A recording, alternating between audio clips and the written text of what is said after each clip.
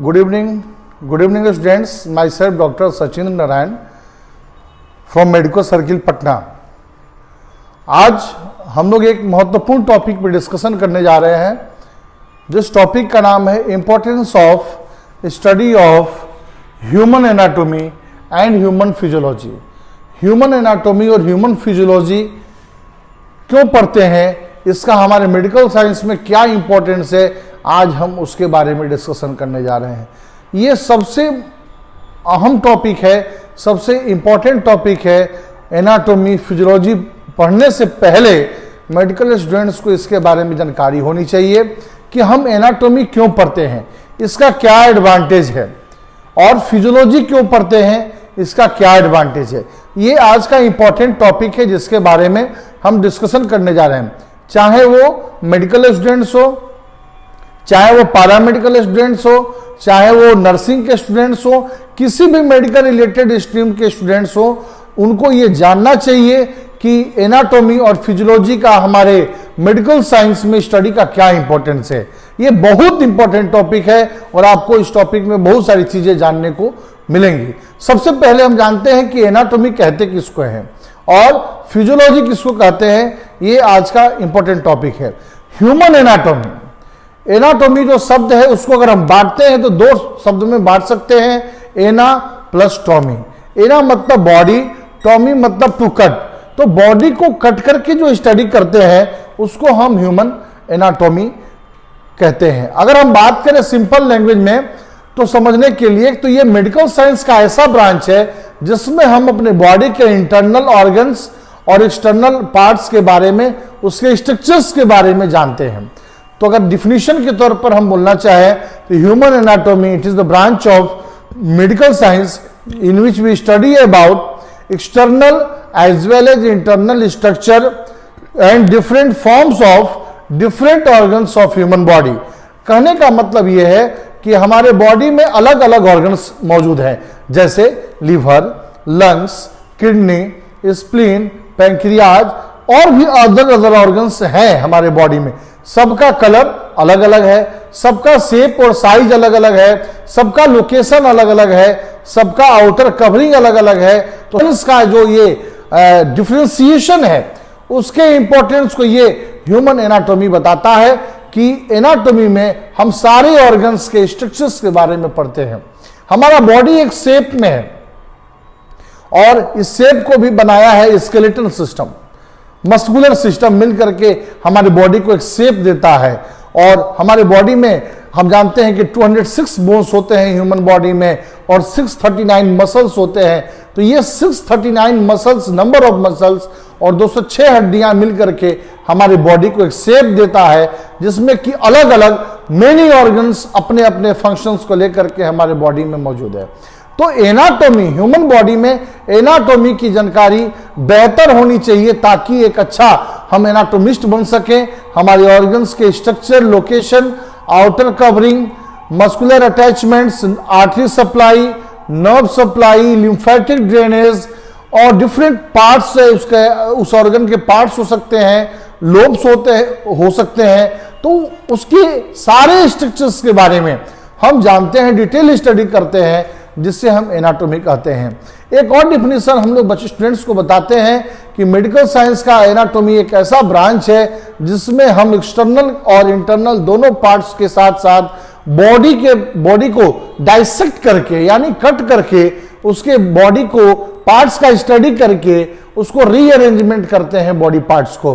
तो इसको भी एनाटॉमी कहते हैं हम लोग कि human anatomy it is the branch of medical science in which we study about internal as well as external structure and different forms of the human body after dissection of body parts and rearrangement of body parts in proper way। तो बहुत महत्वपूर्ण कहा जाता है कि human anatomy medical science का, medical study का रीढ़ है, बैकबोन है। इसलिए हम सबको ह्यूमन एनाटॉमी की अच्छी जानकारी होनी चाहिए ताकि हम डिजीज डायग्नोस में या प्रॉपर उसके स्टडी करके अगर उसका प्रॉपर इलाज हम कर सकते हैं। तो ह्यूमन एनाटॉमी स्टूडेंट्स बहुत इंपॉर्टेंट सब्जेक्ट है और आपको इसकी डिटेल जानकारी होनी चाहिए। अलग अलग बुक्स है जैसे बीडी चौरसिया, ग्रेज एनाटॉमी पढ़ करके हम अच्छा नॉलेज ले सकते हैं। ये सब अच्छी किताबें हैं ह्यूमन एनाटॉमी की, चाहे वो किसी कोर्स के स्टूडेंट्स हो।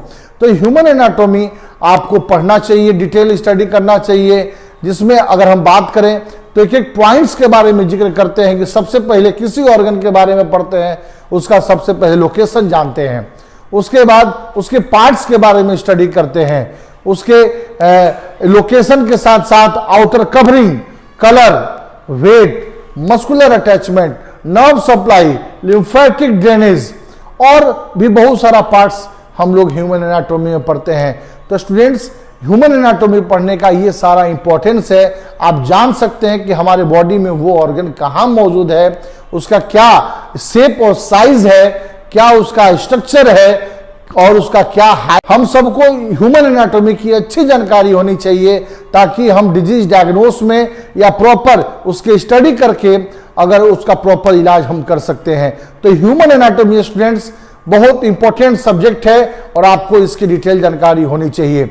अलग अलग बुक्स है, जैसे बीडी चौरसिया, ग्रेज एनाटॉमी पढ़ करके हम अच्छा नॉलेज ले सकते हैं। ये सब अच्छी किताबें हैं ह्यूमन एनाटॉमी की, चाहे वो किसी कोर्स के स्टूडेंट्स हो।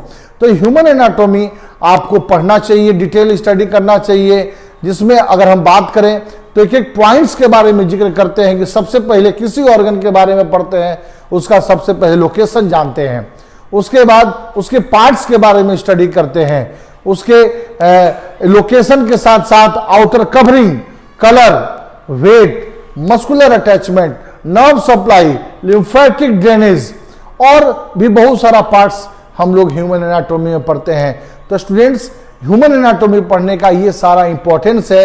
आप जान सकते हैं कि हमारे बॉडी में वो ऑर्गन कहाँ मौजूद है, उसका क्या शेप और साइज है, क्या उसका स्ट्रक्चर है और उसका क्या लेंथ है, ये सारी चीजें हम जान सकते हैं।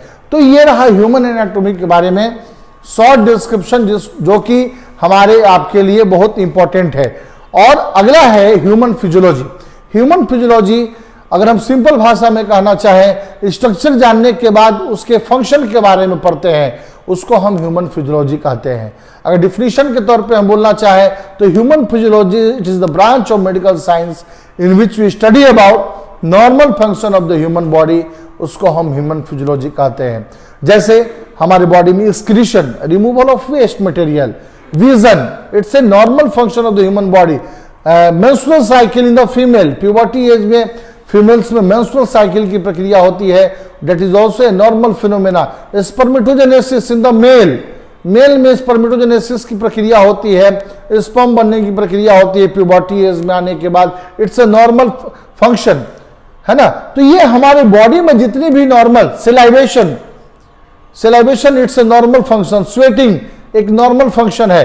तो ये नॉर्मल फिजियोलॉजी जितना भी है, जब हम ऑर्गन पढ़ लेते हैं तो नॉर्मल फिजियोलॉजी मतलब हमारे बॉडी में होने वाली जितनी भी क्रियाएं हैं, जितने भी फिजियोलॉजिकल एक्टिविटी है, फंक्शंस हैं डिफरेंट ऑर्गन्स को, हम उसमें पढ़ते हैं। जैसे अलग अलग सिस्टम के अनुसार digestive system, respiratory system, reproductive system, endocrine system, ये सारे सिस्टम जो है उसको हम पढ़ते हैं, और ताकि हम उस सिस्टम के ऑर्गन्स के अनुसार हम उसके फंक्शन को जान सकें। ये बहुत महत्वपूर्ण टॉपिक है और आई होप कि आपको वीडियो अच्छा लगा होगा। और ह्यूमन एनाटॉमी और ह्यूमन फिजियोलॉजी का बहुत ही बड़ा महत्व है मेडिकल साइंस में।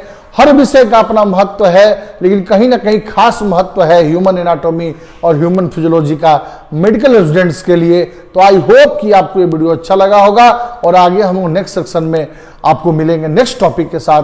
Thank you so much for the patience hearing. Thank you.